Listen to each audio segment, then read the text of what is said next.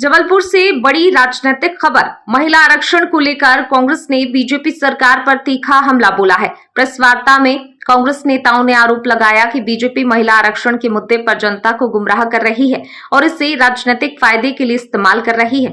उनका कहना है कि नारी शक्ति वंदन अधिनियम को जनगणना और परिसीमन जैसी शर्तों से जोड़कर लागू करने में देरी की जा रही है। कांग्रेस ने साफ मांग रखी है 2023 में पारित इस कानून को बिना किसी देरी के मौजूदा 543 लोकसभा सीटों पर ही 2029 से 1/3 आरक्षण के साथ लागू किया जाए। साथ ही कांग्रेस ने 2011 की जनगणना के आधार पर परिसीमन की योजना पर सवाल उठाए और कहा, पहले जातिगत जनगणना होनी चाहिए, तभी सही प्रतिनिधित्व सुनिश्चित हो सकेगा।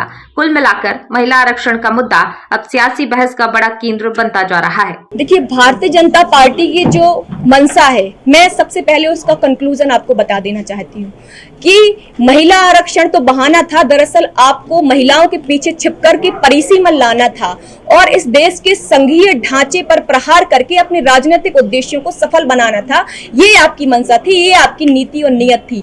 लेकिन आप ये बार बार पूरे देश के अंदर झूठ फैलाने का काम कर रहे हैं कि महिला आरक्षण तो बिल गिर गया है, जबकि सच्चाई ये है कि 2023 में नारी शक्ति वंदन अधिनियम बिल पास भी हो चुका है और कानून भी बन चुका है। आप चाहकर भी इस बिल को गिरा नहीं सकते, आप चाहकर भी इस बिल को खत्म नहीं कर सकते।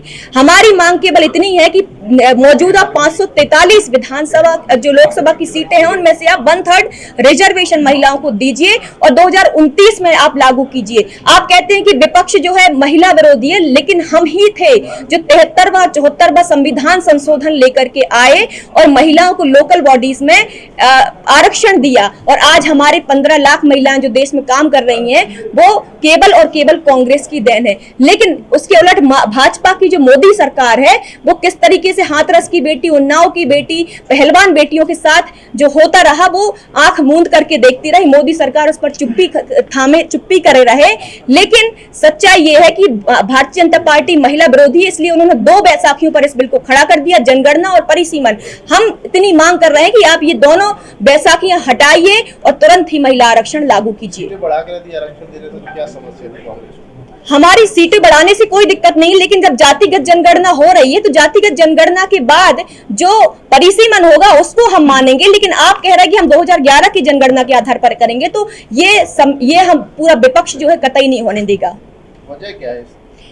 2011 में जो आंकड़े हैं वो आंकड़े सही नहीं है। 2011 में जो आंकड़े थे उसके बाद जो है 10 करोड़ लोगों को राष्ट्रीय खाद्य सुरक्षा अधिनियम का लाभ नहीं मिल रहा है, उसमें ओबीसी के आंकड़े नहीं है। हम चाहते हैं कि नए सिरे से जनगणना हो, नए सिरे से जातिगत जनगणना हो, उसके आधार पर परिसीमन हो, उसके बाद आरक्षण मिले। लेकिन अभी जो मौजूदा सीटें हैं 2029 में उसी सीटों पर आरक्षण मिले।